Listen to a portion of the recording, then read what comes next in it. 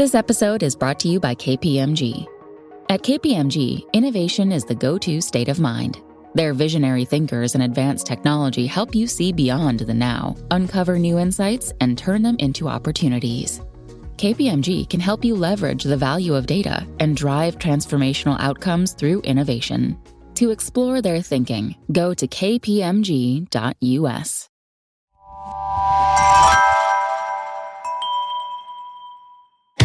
I'm Todd Jones, recovering from 30 years as a sports writer. Thanks for joining me as I sit down with some of the best sports writers of our time, who knew the greatest athletes and coaches and experienced firsthand some of the biggest sports moments of the past half century.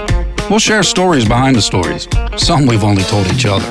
Pull up a seat on Press Box Access. Hey, there's enough crap in the world dragging us all down. You want to feel better? Well, in this episode, we have Tim Kurkjian talking baseball. Nobody, and I mean nobody, loves baseball more than Tim. And few in sports media have covered the game as well as he has for 4 decades. That's a lot of years and a lot of days and nights at the ballpark. So Tim has stories, and he knows how to tell them. Grab some peanuts, Cracker Jack, and a few cold ones, and smile. Tim, welcome to our humble pub. I'm really glad you could join us. Well, I love talking to sports writers. Been a sports writer my whole life, deep down inside. I'm a baseball writer at heart, working for a newspaper on deadline. And a few things have changed since then, but those were my best days. Those were my hardest days, and those were my irreplaceable days. Well, I'm looking forward to reliving some of those days, Tim. It's really a joy to have you join us. You know, like a center fielder, we got a lot of ground to cover. You spent more than 40 years covering the National Pastime. You're one of the best-known, well-respected reporters covering baseball. 2022, you were in Cooperstown to receive the Baseball Writers Association of America's Career Excellence Award, which is the highest honor given to a baseball writer. And I must say, you're the only writer we've had on this podcast who has participated in the sausage mascot race at the Milwaukee Brewers home game. All right, I'm not doing the podcast anymore, Todd, because we brought that up. Let me quickly explain what happened there. Yeah, okay? I do want to know what happened, Tim. Well, this is not how we should be beginning this podcast, but now we are. So Mike McQuaid was my boss at ESPN, and he said, Tim, you're running in the sausage race. I said, no, I'm not. He said, yes, you are. And since I was afraid of my boss, I did what he told me. So I show up to run in the sausage race.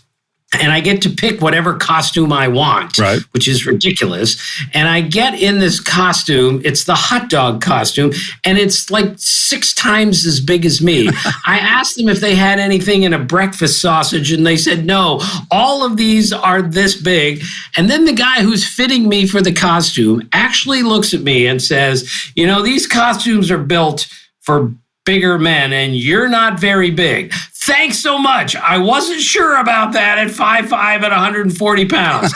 So long story, I think that since I'm the guest in the race, that they're going to let me win the race, like the other sausage products are going to let me win. Instead, I find out it's a competition, a real competition every night. They're actually keeping score. And if you win the race, you don't have to work from the 7th inning on. So I thought they were going to throw the race for me so I could win. As it turns out, I got off to a really bad start. I got a little confused as to which direction I was supposed to run.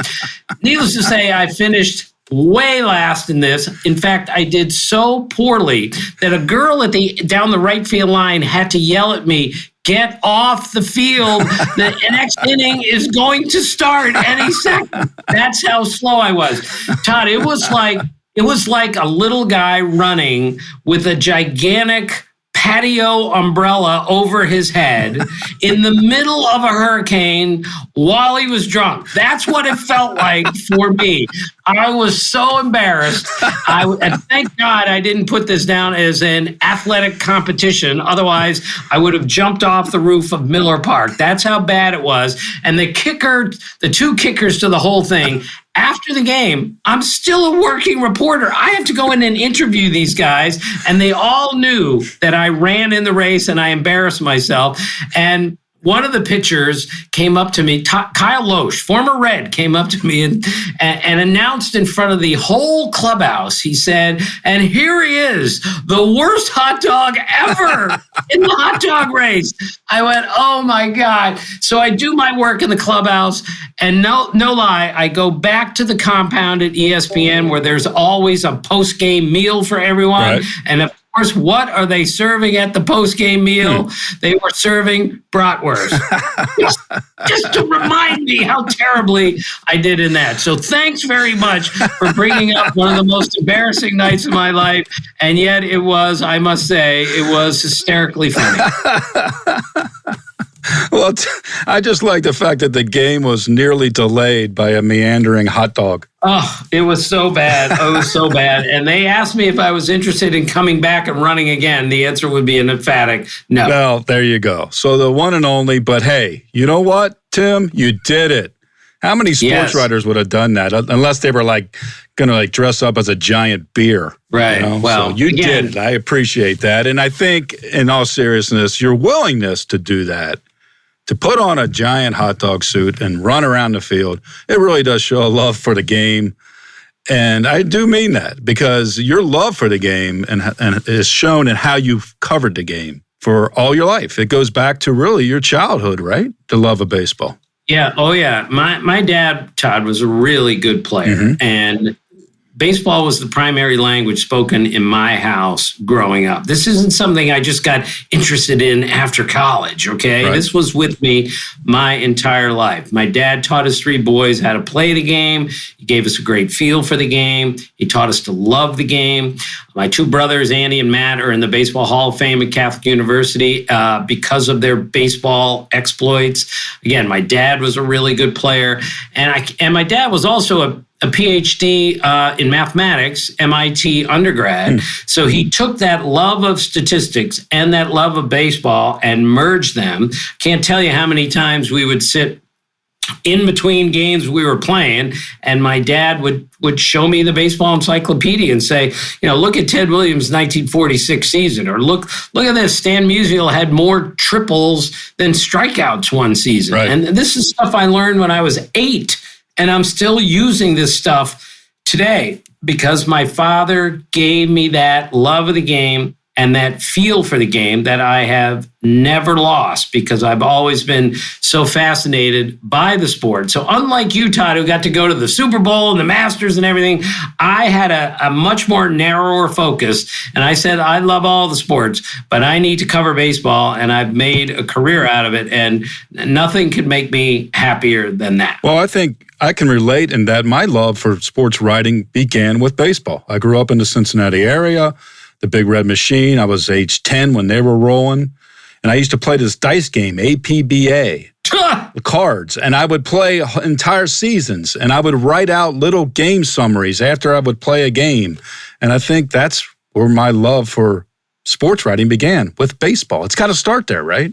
Oh, Todd, nobody played more APBA than I did growing up. In fact, my mother, God bless her, the greatest mom ever, used to say to her boys once in a while, I'm going to burn that game, because that was the only thing we did when we weren't actually watching a game on TV or playing the game. We played APBA. I could tell you 1,000 stories. I merged that into Stratomatic, which I played for years and years. Again, all by myself, Todd, just like you, up in my bedroom. My friends are out in high school drinking beer and chasing after girls, and I'm playing a game by myself in my bedroom. I'm announcing it softly, out loud, and routinely. I would do what you did. I would write a little recap of the game, and it was really important to me. But me, dopey me, I thought, well, I must be the only sports writer that did this. As it turns out, you and dozens of other baseball writers that I've met did this, but it was really encouraging when I found out that Keith Hernandez once told me, oh, I played Stratomatic all the time when I was in high school. And he told me I got drafted to go play pro ball, he said. And when I'm packing my suitcase to go play pro ball, I packed my Stratomatic.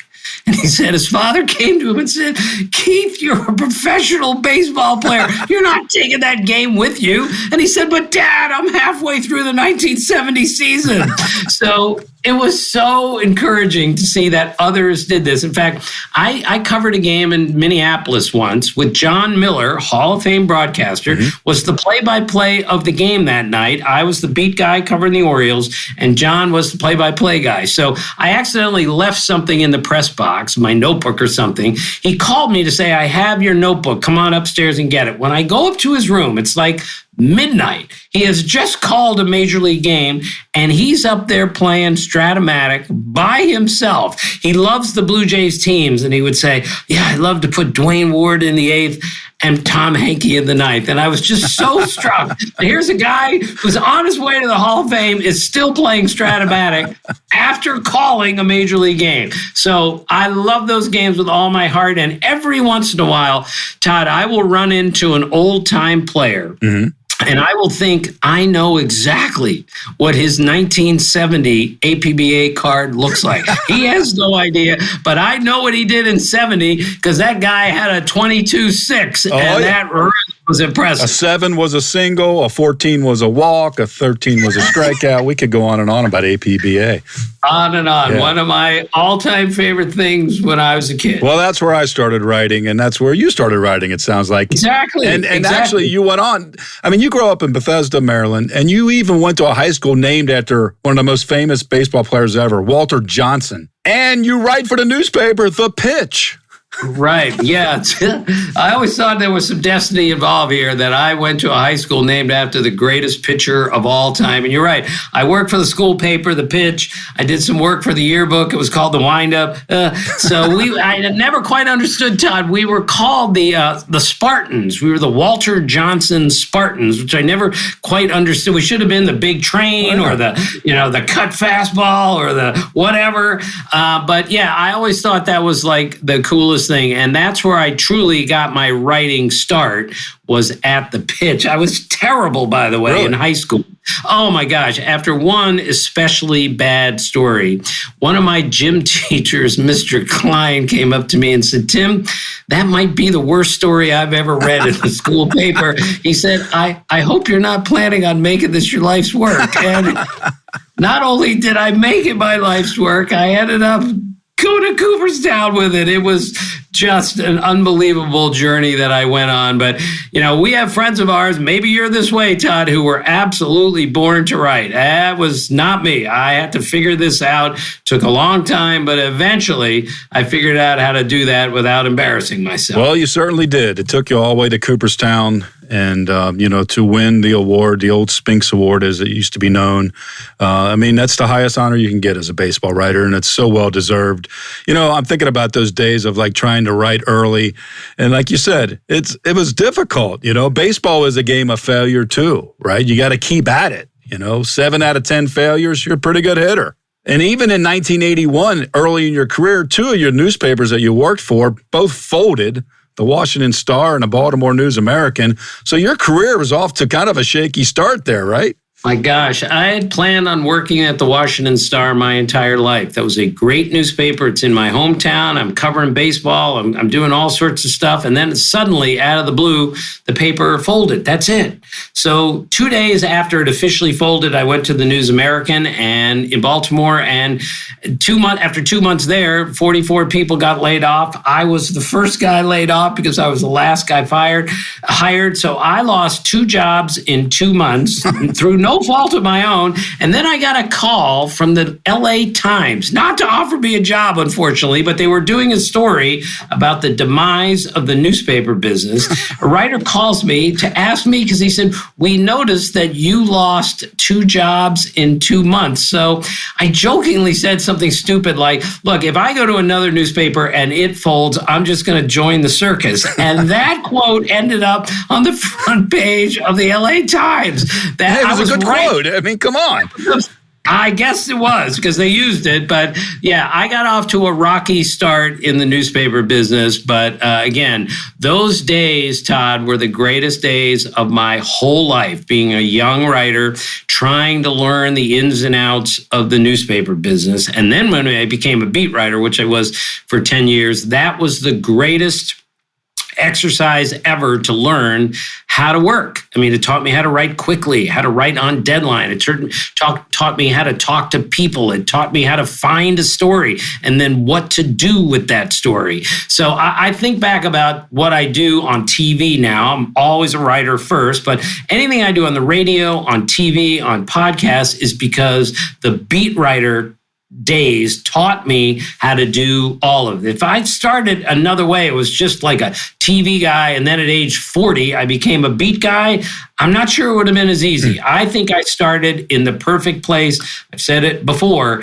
If you could do the beat, you could do just about anything at the newspaper because it is relentless, but I loved every second of it, no matter how difficult it was certain days. Well, let's talk about those days of being a beat reporter. You know, baseball writers are a different breed, especially if you're on the beat. And in 1981 to 85, you covered the Texas Rangers for the Dallas Morning News. And then you moved to the Baltimore Sun from 85 to 89 and covered the Baltimore Orioles as a beat reporter. When you think about those days in the 1980s, no internet, things were different, right? What was it like to cover a baseball beat on a daily basis then? Well, I loved every second of it, but it wasn't a 24-hour news cycle like it is today. Of course, when you broke a story in the 80s, you had that story for 24 hours. And of course, if you got beaten on a story, you had to wait 24 hours to get your version of the story you just got beaten on. And I think we could all remember that terrible feeling in the pit of your stomach when you picked up the other newspaper and realized, oh my God, they had something that I didn't have. In fact, Todd, this is pathetic to acknowledge this, but I was so competitive and so worried about the other guys on my beat, which, by the way, I was in a fist fight every single day. The competitive nature of Dallas and then Baltimore. Oh my God, the people I went up against, it was just a nightmare. Richard Justice, Ken Rosenthal, Jim Reeves, Paul Hagan, Randy Youngman. It was brutal. If you weren't ready for the day, you were going to get your brains beat out. So I routinely, when I was home, I would read the newspaper in my car. I would drive to a park. I would take my two dogs with me and I would let them run free because I just couldn't put them on a leash. They needed to run free, okay? But I would sit in the car and read the paper because if I missed anything, I would be so upset, so despondent that I would just windmill the paper across the backseat of my car like, how did I miss that? So those were some heady days for me trying to get through a beat in a very, very competitive situation. But I repeat, it really taught me how to do just about any job in this business. And I loved every second of it, but I've never worked harder in my life and I've never worried more in my life. I've never traveled more in my life. And I spent more time at the ballpark than I did at home. But several times I covered 162 games a year. And we once had the teams I covered, Todd, were terrible too, for the most part. Right. So Sheldon Knocker, who covered the Indians all those years, he and I had a debate who wrote the most losing game stories in the 80s, me or him. And he looked at me and he goes, Tim, hey, not even close. I had the Indians the whole decade. I actually did the math once. He was right, but I wasn't far behind in writing a bunch of losing game stories. Well, you had a couple teams there. I looked it up. You had Rangers teams that had losses of 92 and 98. You had the Orioles who had losses of 89, 95, and 107.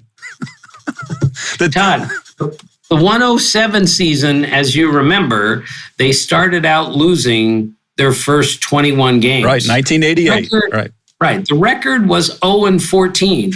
And they blew past that and just kept going. They were like Bob Beamon in Mexico City. They just leaped right past it. They did. They completely lapped. It was unbelievable. It was so bad. Fortunately, we had Frank Robinson, who took over at 0-6 when Cal Ripken Jr. was fired in a terrible manner, by the way. So Frank takes over and he's hilariously funny. He's freaking Frank Robinson. He's got the greatest stories ever. So after loss number 18, I want to say, he takes the writers on an off day out to dinner in Minneapolis. This had never happened before or after. He took us out to dinner. I think he just needed some support, or I think he just wanted to get away from his team and his coaches. So about halfway through the night, again, pre-internet, all that, I say to Frank, and it's Richard Justice, Ken Rosenthal, and myself. We're out to dinner with Frank. And halfway through dinner, I say to Frank, has anyone interesting called you during this losing streak? And he said, yeah, the president called me today. So Frank was always a big kidder, so I thought he was BSing us. So I pressed him 3 times on it. I said, Frank, be serious. Finally, he looked at me and he said, God damn it, the president of the United States called me today. I said, Frank, what did he say? He said, Frank, I know what you're going through. And Frank said, Mr. President, you got no idea what I'm going through. So the 3 beat guys, you can appreciate this, Todd. We went running to the payphones at the restaurant and called in this beautiful, bright box that went on the front page of all of our newspapers that the beleaguered manager of the Orioles had received a call from the president of the United States. So that was as bad as it gets for a beat writer. I mean, Terry Kennedy told me after 14 games, he said something like, a high school team couldn't lose 14 games in a row. And then it extended to 21. And then they won a game, and then they lost 2 more, and they went home now 1-23. And we're thinking, oh my God, they're 1-23, and we got 140 games to go. Right. How are we going to get through this? But we did. And as we know, Todd, the lesson is cover a really good team or cover a really bad team, because it's the ones in the middle you're not sure what to do with. But it's unfortunately, it's very easy to write when you're covering a historically bad team. Well, that team, that year was so bad for that team that even the team owner died in August. Edward Bennett Williams passed away. So, I mean, you just had endless news going on despite the fact that they were, losing so much. Right. And we had endless news in Texas also when I first took over. Again, I'm an East Coast guy who moves to Texas to go cover the team, and I'm not sure what to expect. In my first spring training as a full-time beat guy, Mickey Rivers, the great center fielder, one of the funniest people I've ever met in my life. I've known Mickey now for 3 weeks in my life, spring training 1982. And he comes up to me and goes, Tim, can you loan me $2,000? $2,000? I had to explain, Mickey, I'm making $14,000 a year. I don't have $2,000. I'm 24 years old. I don't know I can't help you. And a couple of the veterans saw this and called me over later, and they love Mickey, but they said, Tim, whatever you do, don't loan Mickey any money because you're never going to get it back. So later that year, 1982, and again, Todd, this was a really seminal moment in my career. I'm covering the Rangers, and they've lost 11 games in a row. And it's May, and Don Zimmer is the manager of the team. And I've already grown to love Zim at this point because he's an all-time great baseball man. So I stagger into his office in May of 82. The Rangers are horrible, and they've lost 11 games in a row. He looks at me, sees that forlorn look on my face, and goes, what's wrong with you? And I said, well, Zim, I must tell you, covering this team isn't nearly as much fun as I thought it would be. Then he looks at me, and I'm quoting here. He says, quit complaining. He said, look at yourself. You're young, you're good looking, you got your whole life in front of you. He said, look at me. I'm old, I'm fat, I'm bald, I'm ugly. I got a plate in my head, and I've got this team to manage.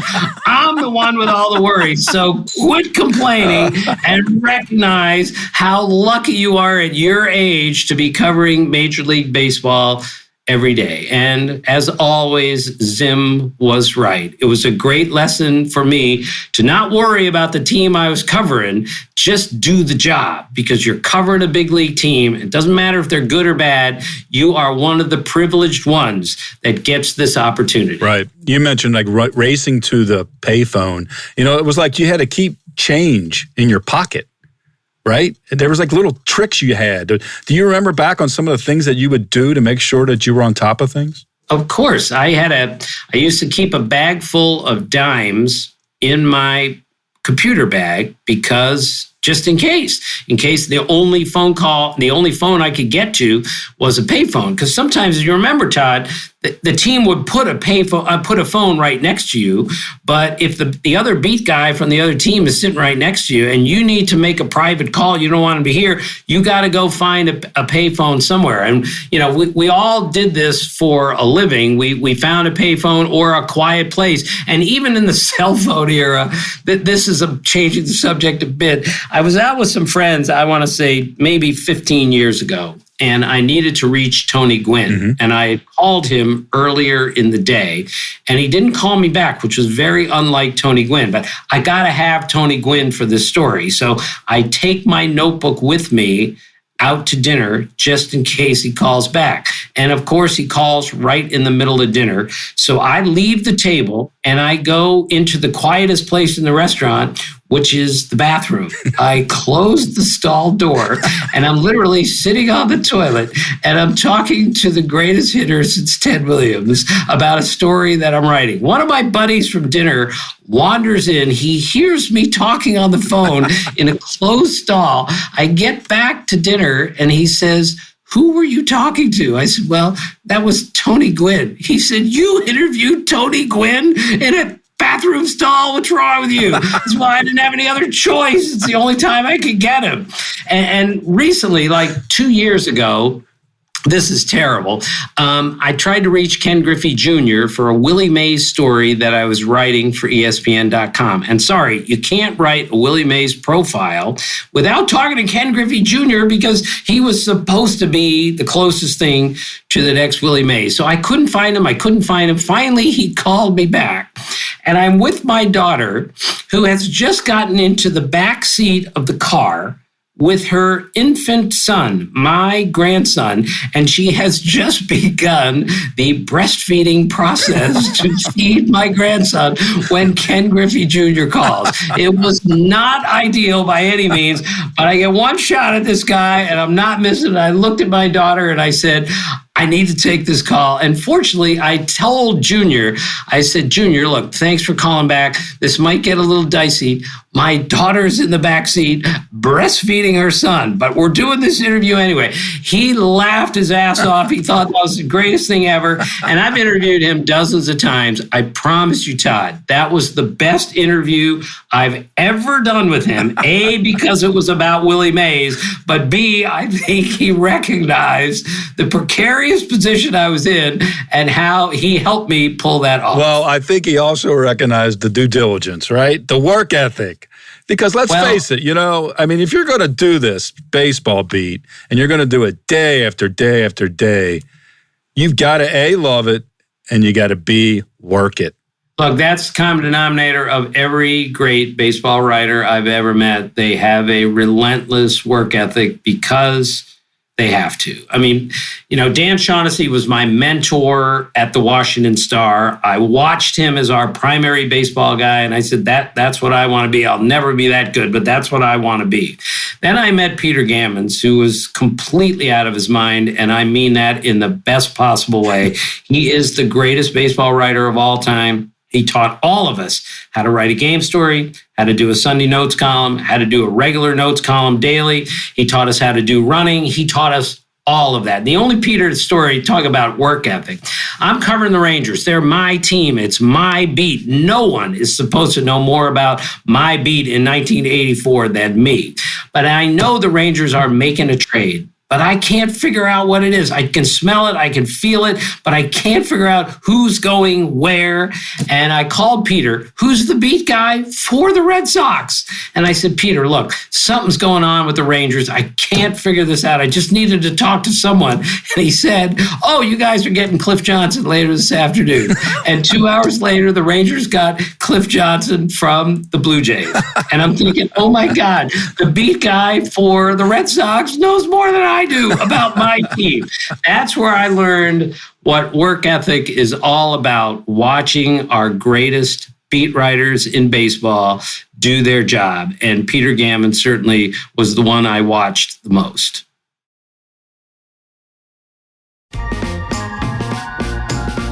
Tim, what lessons did you learn as a young beat writer then that you still carry with you today? The first thing I learned as a young writer in the newsroom at the Washington Star was keep your eyes and your ears open. Listen to people who know better than you about all things, and keep your curiosity no matter what. Ask questions. If you see something that you don't understand, go ask somebody who knows better than you. And it's okay to say, hey, that tricky play in the 6th inning tonight, here's how I saw that. Did I see that correctly? Did I see that properly? Those players, the manager will appreciate if you show them, I was actually watching the game, but I need a little help because I'm 24 years old and you know so much more than I do. Help me with what happened on that play. You must be curious. You have to look around every day in the clubhouse and make sure everybody's there. Do you remember a specific story that curiosity paid off? Yeah, I wondered one day, it doesn't matter who it was, but one of the guys for the Orioles wasn't at the ballpark one day. It might have been Alan Wiggins, but that's not the point. I looked at the locker and I couldn't find him. And I looked around and I couldn't find him. And then finally, I was the only one that asked, where is this guy? And the answer was, well, he's not with the team today. And he had a personal problem he had to take care of. So that's the first curiosity. You got to check every locker to make sure the 25 guys who are on the team are actually at the ballpark that day. Those are the little checks and balances that I made every day. So when I got in the clubhouse at 3:30 for a 7:00 game, and Todd, back then in the late 70s, early 80s, you could stay in the clubhouse from 3:30 to 6:30 if you wanted to. Right. In fact, I heard a story the other day about Bob Klapisch, great New York baseball writer, was in the Mets clubhouse once, and it was 6:40, and the game started at 7. And Davey Johnson, the manager of the Mets, said, Clap, you got to get out of here. We're having a team meeting. And then Davey looked at him and said, don't worry, you can stay. So he stayed for the team meeting, and then he went up and covered the game. And Todd, as you know, now before a game, if you get 45 minutes in the clubhouse, it's a gift. Otherwise you got to go to the antiseptic interview room, talk to the manager, with 30 other people in the room. Right. When I first started covering, I would get to go sit next to Earl Weaver on the bench, sometimes for an hour at a time, sometimes by myself for 30 minutes. And I would pick his brain, and it was the greatest experience of my life. Okay, give us a Weaver story that you recall. Well, there are a million of them, but the first one is a bad one. It's going to require a bad language here, but it needs to be said. Dan Shaughnessy took me to the ballpark. 23 years old, and I'm covering baseball really in the major leagues for the first time. And he introduces me to Earl Weaver for the first time and says, Earl, this is Tim. He's going to be covering the team occasionally when I'm off for a day. Earl Weaver looks at me, third greatest manager of all time, looks at me and says, fuck you, Tim, and walks away. And I almost started to cry right there. And Dan looks at me and goes, don't worry. That's what Earl does with all the people that he likes. And I say, likes? He just met me 3 seconds ago. Earl was the greatest, Todd. He was the greatest. And the only danger with Earl was he was so good after a game that all the beat writers would go down with an idea, this is what I'm going to write about. Mm-hmm. But every once in a while, I didn't have a great idea on how to write this game story. And I would go downstairs and say, well, Earl is going to carry me. He's going to carry all of us. He's going to give something that's so quotable or so interesting or so crazy. That's what I'm going to write about. That was the only danger with Earl. But the other great story, the only other one you need to know about Earl is not all of his players loved him, but he was great at what he did. And Earl could be a little bit rude and crude at times, but I loved every bit of it because he was an old school baseball guy. So he had a player on his team named Pat Kelly years ago, long before you, Todd. No, I remember Pat Kelly. Yeah. Of course you do. So Pat Kelly is an outfielder on the Orioles. And while still playing, he has made this decision to join the ministry. So he waits for the proper moment. Wait. He's going to join the ministry? While he's still an outfielder on the Orioles, okay? Okay. So he's waiting for the perfect moment, the most poignant moment to go tell Earl about his big plans now for his life. He finally gets the moment. He goes to Earl and he says, Earl, I'm going to walk with the Lord. And Earl said, I'd rather you walk with the bases loaded, which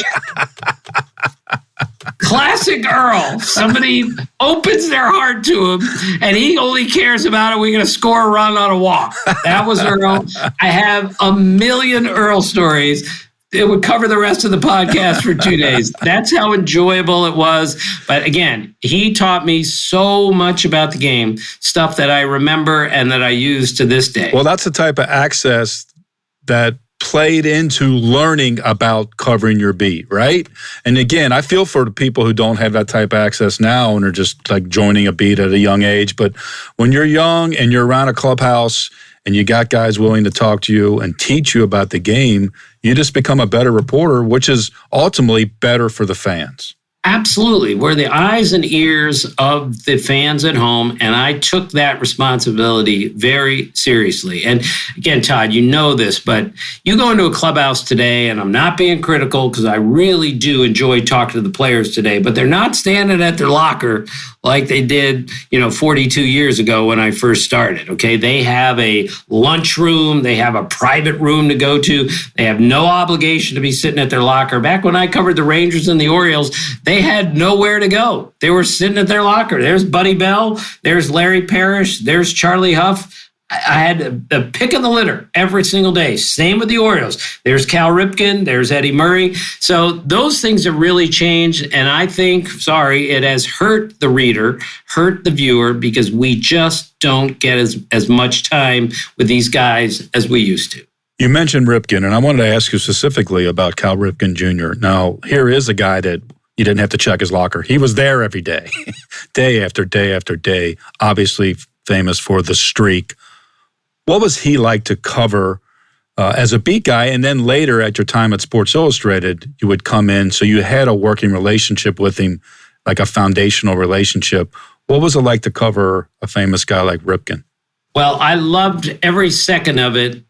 First as a beat writer, because I recognized very quickly just how observant and analytical he was. There wasn't a play in a game that he could possibly miss. And then when I went to Sports Illustrated and I covered the whole Lou Gehrig chase, which was it was still the most powerful night I've ever spent in a ballpark.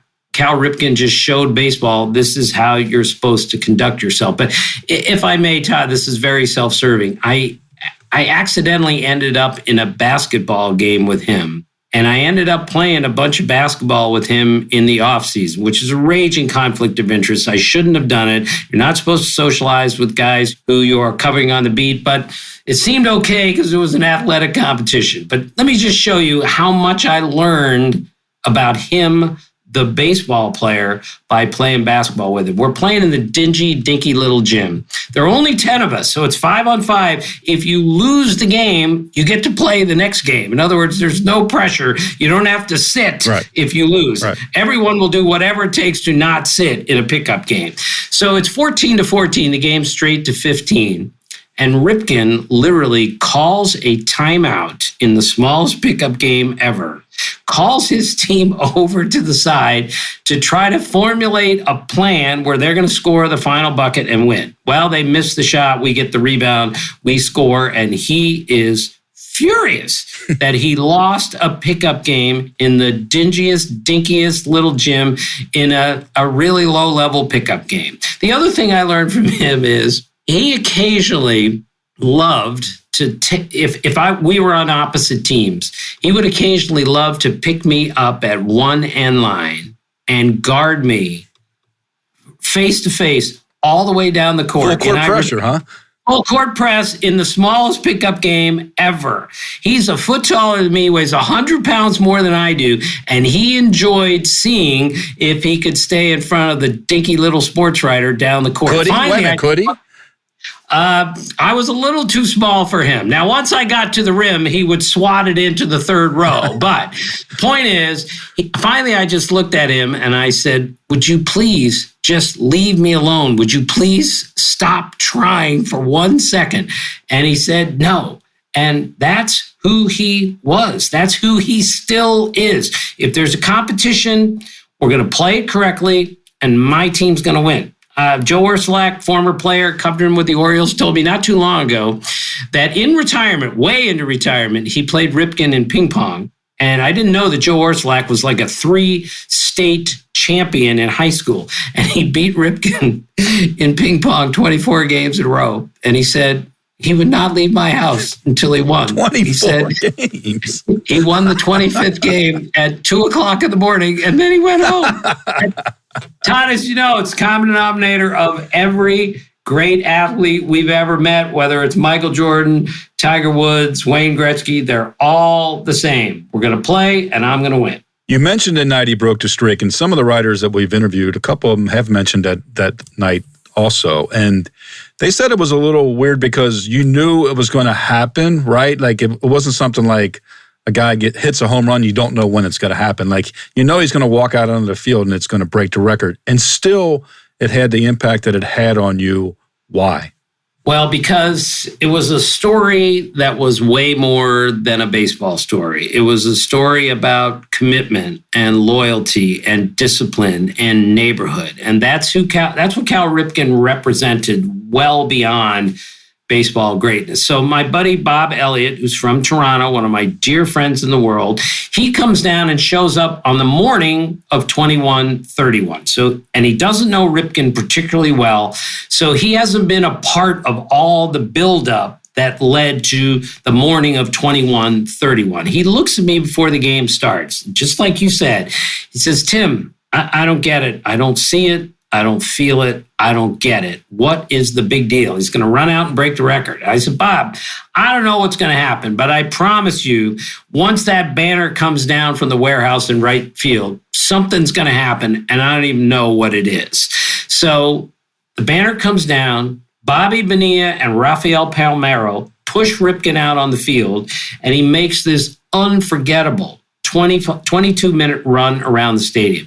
There are people patting their hearts. There are people weeping in the crowd. Ripken is absolutely, he can't even understand what to do. It is such a powerful moment for all of us. He points at his wife and children. It was so good. It's the most powerful night I've ever spent in a major league ballpark. And when it was over, Bob Elliott, the same guy who said, I don't get it, came up to me and he said, with tears in his eyes, he said, okay, now I get it. That's what that night was all about, and it was unforgettable. I just got chills when you retold it. So it brought back memories for me. I was not there, but as a baseball lover, I was there in spirit. And sometimes we're fortunate to be there as a worker, and you were there every World Series game since 1982, Sports Illustrated from 1989 to 97 after your beat years, and then obviously on to ESPN where you've been 25 years. You have seen some of the greatest baseball moments of the last half century.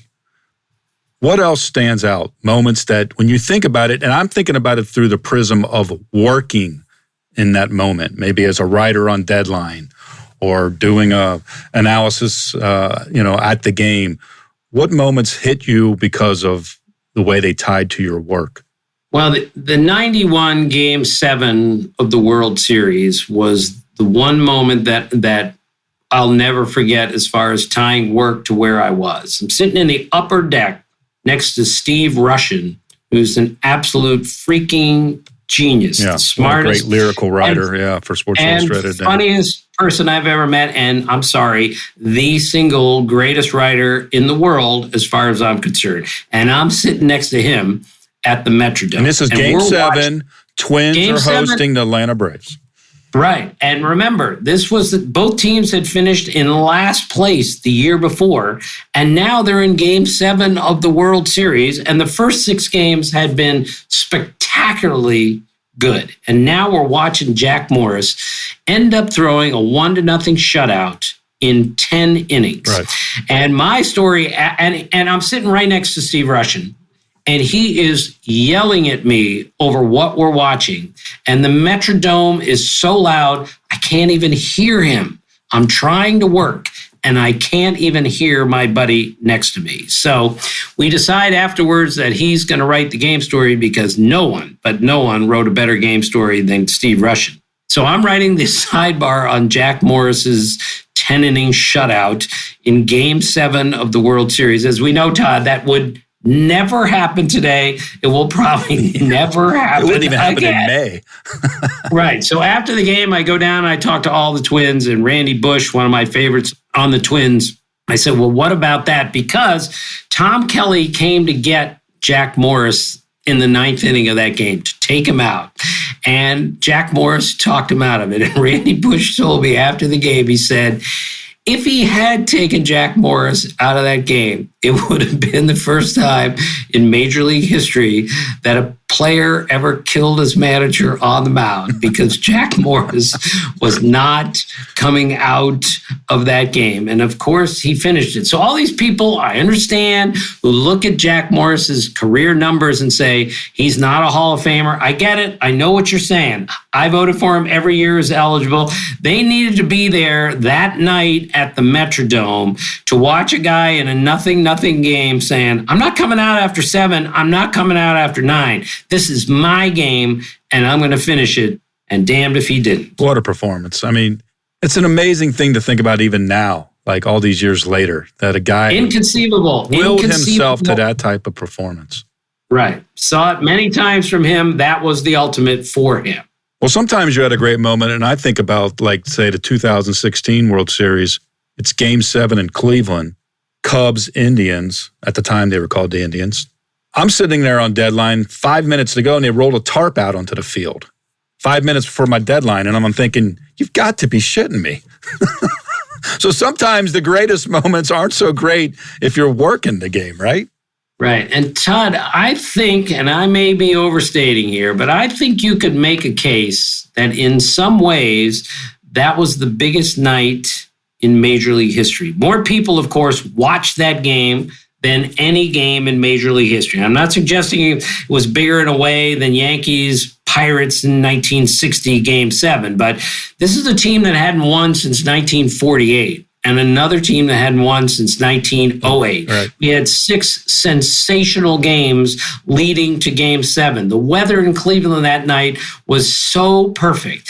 Rajay Davis hit a 3-run homer off of Aroldis Chapman. He hadn't hit a homer in like 2 months, and Chapman hadn't given up a homer in 3 months. Yeah, that was basically a define, delete moment.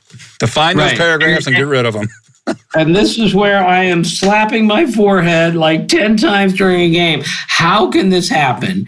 And then the tarp goes on the field. And the backstory is that now the Cubs are going into the clubhouse, and Chris Bosio, the pitching coach for the Cubs, says to Jason Hayward, who's certainly one of the leaders on the team, you have to go talk to the team. So he made this very short, impassioned speech that we're the better team here. We've worked all our careers and all the season for this moment. So let's go out there and take it. And they ended up winning that game in one of the greatest Game 7s in Major League history. I will never forget it. And David Ross, my dear friend, hit a home run in that game and then retired. He is the only player ever to hit a home run in Game 7 of the World Series and then retire after the series. Beautiful. It was filled with moments like that. One of the greatest nights I've ever spent in a Major League ballpark. Well, that nugget of information is one of the things that make you a legendary reporter on baseball, because you have always been able to find these little tidbits of information, tiny details, and unearth them and then appreciate them and get us to understand and appreciate them. And this is really something I think, my understanding is that it began in the late 80s with you and your good friend Jason Stark, another Hall of Fame baseball writer. You guys would basically do weekly notes, and you had these phone calls, right? Like on Fridays, you would call each other digging up information. And this is before the internet, before Baseball Reference even. Yeah, and we were looking up stuff on our own. There was no Elias Sports Bureau to call every 5 minutes like I do sometimes now if I need something looked up from 1899. Jason is somebody that really taught me how to look for things and where to look for things. Now, I had this natural curiosity, as I said, Todd, when I was 5 years old. All sorts of strange things happened when I was a teenager, and I would say, look, how can this happen in a Major League game? I want to know the last time this happened. I just took that into my career as a baseball writer. And this is why baseball is so beautiful. One of the million reasons is these incredible coincidences that happen. I mean, Prince Fielder finished his career with exactly as many home runs, 319, as his father. Seriously, how do you explain that? How do you explain that Dennis Eckersley picked off Kenny Williams in a game and then went 3.5 years without picking off anyone? And then he picked off Kenny Williams again. I mean, that can't happen. It can't happen that Stan Musial had exactly as many hits on the road as he did at home. And it cannot happen that the Red Sox won, this is in the early 2000s, I'll be close, back-to-back games with a walk-off homer. So I started my research. When's the last time the Red Sox won back-to-back games with a walk-off homer? And here's the answer I ended up coming up with. In 1935, Wes Farrell, who was a pitcher, hit a home run in the bottom of the ninth inning. A starting pitcher who's still batting in the bottom of the ninth. He might be the greatest hitting pitcher ever. He hits a walk-off homer to win a major league game as a starting pitcher. And then the next day, he comes up as a pinch hitter and hits another walk-off homer. So last time the Red Sox had done that was like 70 years earlier. It was one guy that hit both of the walk-offs, and he was a pitcher. Well, back in these Stone Age days, how are you finding this stuff? How are you and Jason finding this stuff? Well, there used to be an encyclopedia. Maybe it's still out. It's called the Cohen and Neff Encyclopedia. And it's a soft-bound encyclopedia. And in other words, it's less weight than the real encyclopedia that that came out that I would carry around with me on the road. It weighed literally 9 pounds, and I would pack it. I would carry it with me. Oh, security loved you. Well, it was ridiculous. But yeah, so we would look up stuff by hand, Jason and I can't tell you how many times I would do just tireless work to look up a note that the Elias Sports Bureau now could find in literally a minute and a half. So I have bowed to them on so many where I say, I don't have 4 hours to look this up. I'm going to go to the experts. I'm going to go to the official scorekeepers of Major League Baseball, and they're going to help me. I've called the Elias more times than anybody in the history of the world because my natural curiosity still exists. And when I see something in the box score in the morning and I can't explain it, I will try to find it myself. If I can't, I'll call the Elias and they'll help me. You have like an Elias bat phone, right? It should be. I have a guy there, Frank, who's the greatest. He's like on call all the time. I never call him at 3 a.m. I never call him after dinner time. But in the morning, he's used to getting a call from me to say, Frank, we need to know the answer. And the good thing is he's equally intrigued. And that's what keeps me going is maybe I can't find the exact stat, but at least it's my curiosity that got him looking for this stat. All right, Tim. My understanding is that your diligence and your curiosity led you to clip the box score out of the newspaper every day of every season from 1990 through 2009. Is that correct? Yeah, I'm ashamed to say yes, it's absolutely correct. And I will tell you that I never missed a day. In other words, I never forgot to do it one day and did 2 days the next day.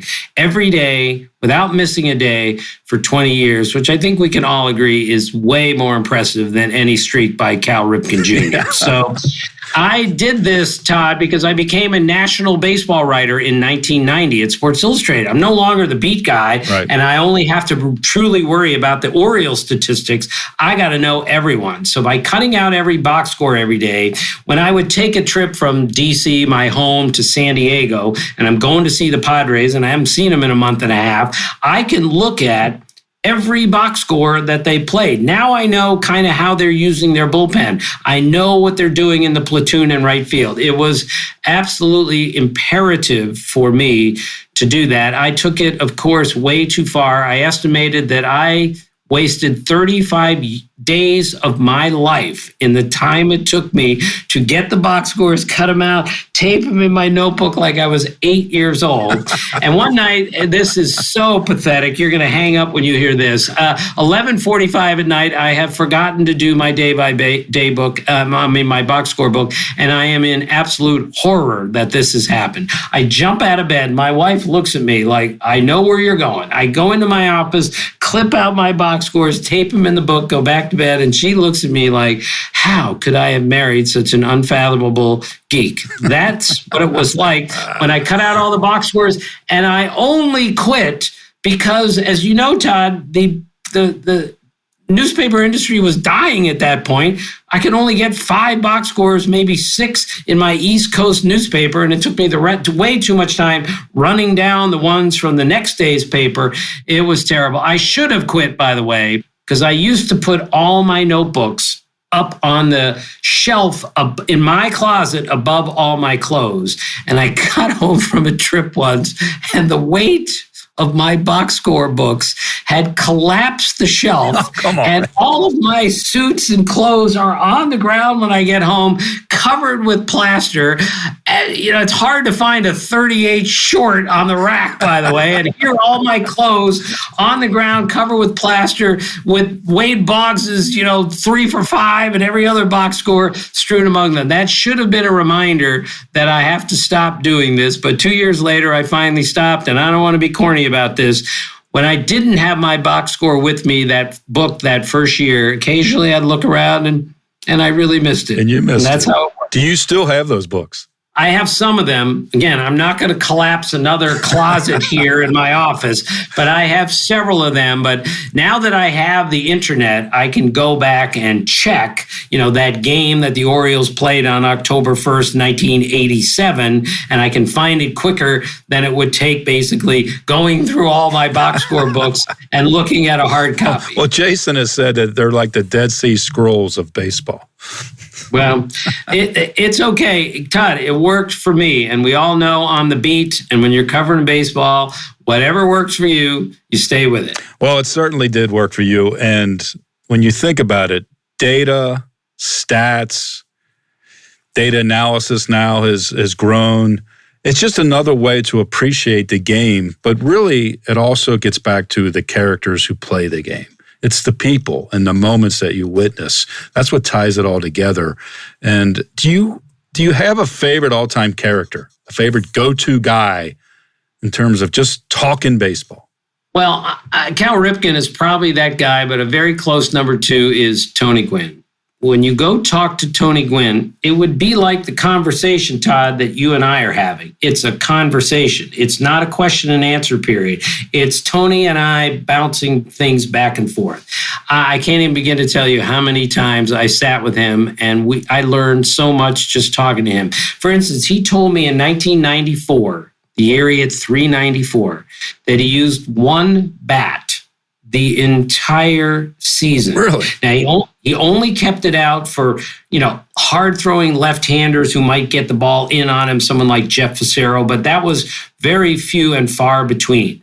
Otherwise, he used one bat. He used to call it 7 grains of pain because of the damage that he did. One bat the whole year. Pete Incaviglia told me once he broke 144 bats one year. That's 12 dozen. 144 because he just overpowered the bat with the skinny handle and the barrel the size of a canned ham. But Tony had a little bat, big handle, and he just hit line drives all over the place. So he broke that bat the next spring training, hitting on a backfield alone with Rob Picholo, one of the coaches. He broke it in batting practice. And Tony looks at me and he goes, I almost started to cry. And Rob Picholo told me, I almost started to cry also.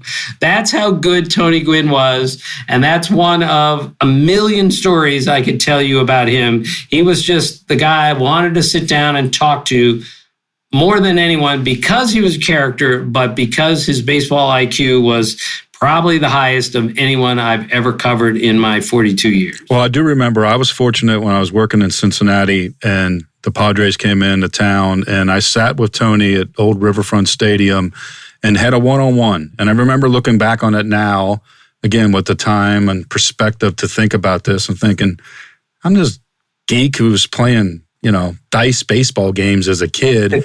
And now I'm sitting here having a half-hour conversation about hitting with Tony Gwynn. And that's where you start to appreciate what baseball can do for you if you were fortunate enough to have the type of access that we had and to do the work that we did. Right. And Todd, I'm sorry. I'm going to have to be very self-serving here because you're in Cincinnati and you know this guy very well. But when I was honored by the Hall of Fame with the award that you referenced at the beginning, the next day, Johnny Bench called me at my house at 8:30 in the morning and said, Tim, congratulations. Welcome to the club.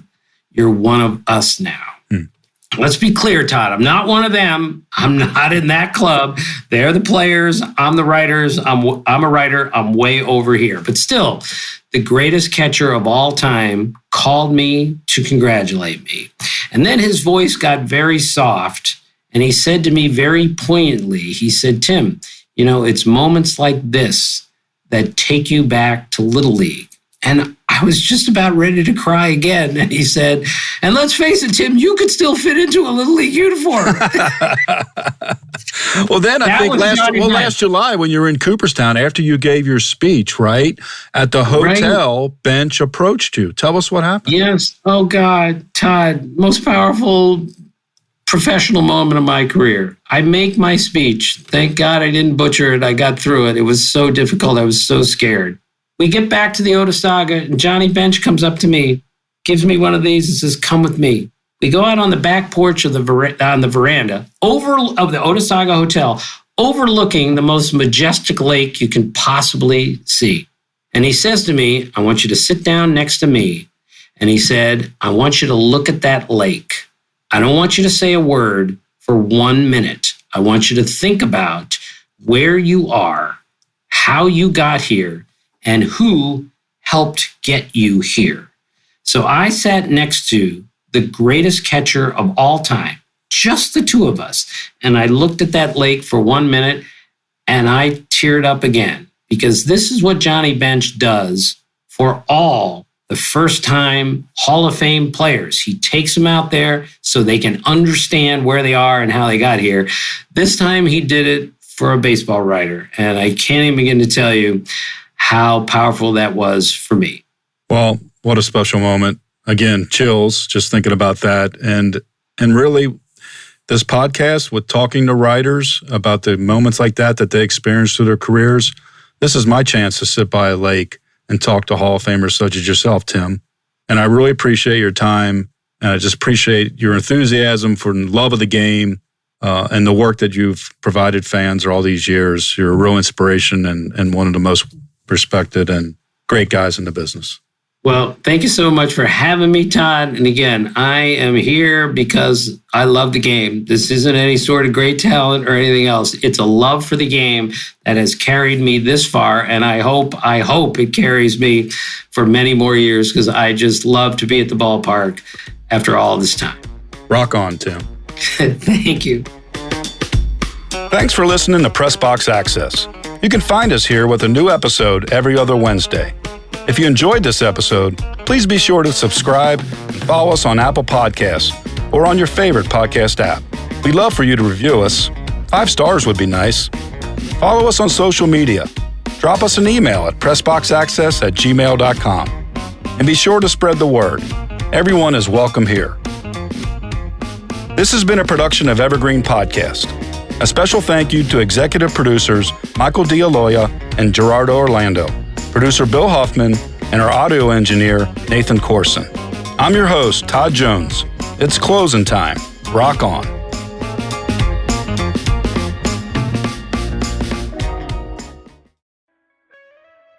Hear Her Sports is a podcast for everyone who loves stories by and about women striving to improve and make a difference in their lives. I am your host, Elizabeth Emery, a former professional cyclist. In every episode, I introduce a female athlete or woman in the business of sport through a thoughtful conversation about who they are and the terrific work they're doing. My guests and I explore the glorious and frustrating issues in sports, history, equity, training, nutrition, and so much more. Join us for inspiration, for community, and for love of being a strong, athletic woman.